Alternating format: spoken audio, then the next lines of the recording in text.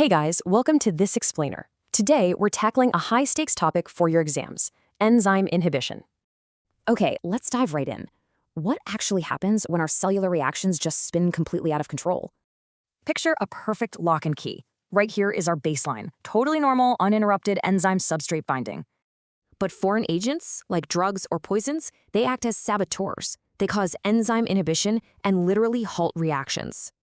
Now, irreversible inhibitors form permanent covalent bonds. Reversible ones, they just create weak, temporary links.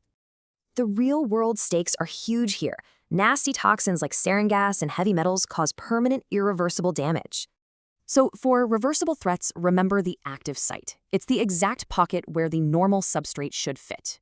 But a sneaky competitive inhibitor like malonic acid looks similar enough to directly block that active site. So how do we fix it?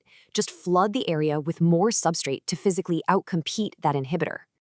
Now, let's talk about the allosteric site. It's a totally separate binding spot, which brings us to non-competitive inhibitors.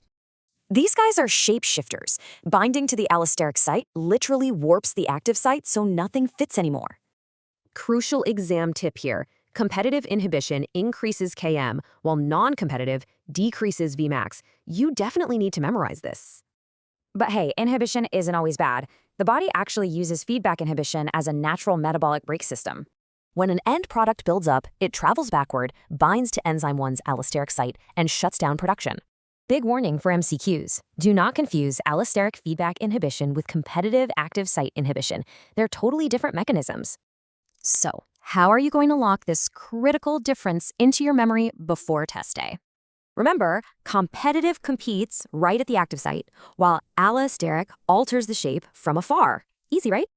If heavy metals can permanently hijack these pathways, just how fragile is our cellular homeostasis? Something to ponder.